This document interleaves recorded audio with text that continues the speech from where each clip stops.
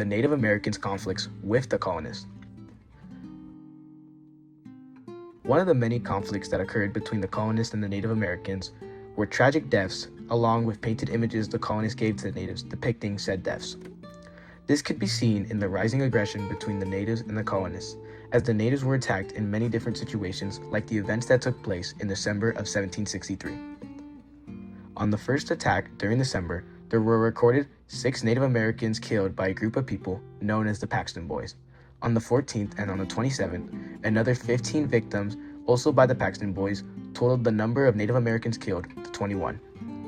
These tragic murders were even worse due to the fact that the Paxton Boys were often taking the lives of their victims in brutal ways, including methods like gunfire, dismemberment by tomahawk, as well as scalping.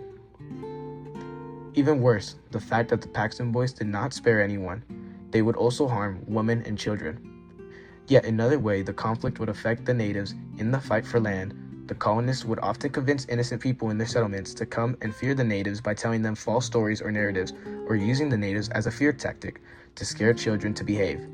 This had taught them that the natives were to be feared and they should be cautious or worried of them.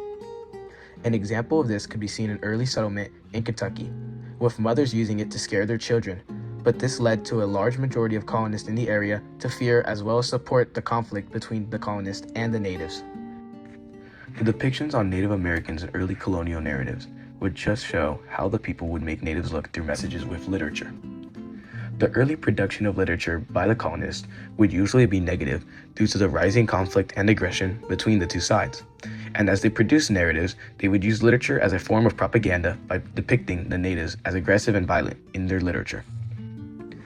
Even with all of these negatives, there were still more methods close to literature that negatively affect the natives, like the trademark system and how it had brought more aggression and fear to the colonists, further fueling their anger against the natives at the time.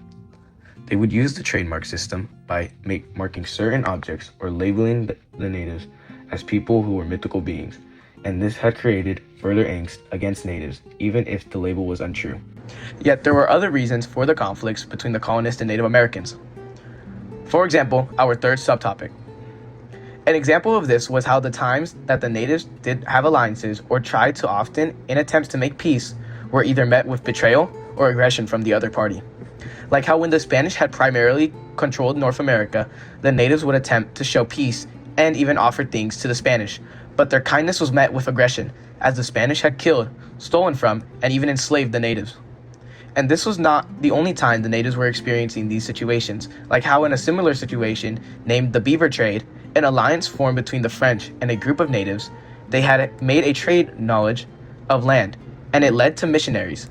And these missionaries had pressured the natives to join Christianity. And this had left a large part of the Native American culture and tradition lost, because it was not related to Christianity. So in the time that an alliance was made between the natives and colonists, it would often lead to a negative outcome, usually as it was just a temporary agreement that was sometimes not even followed through with. As this contains a lot of information on the flaws of the agreement met with others for the natives, there are other conflicts that had occurred between the colonists and natives. An example of this could be seen in the way that the colonization had impacted the Native Americans.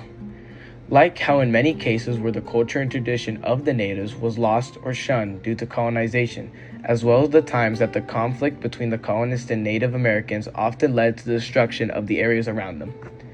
An example of these could be seen in the events of colonization spreading to the natives' land, where it would often lead to the colonists wanting to show the natives their way of things, and this would often lead to destruction of their culture and tradition.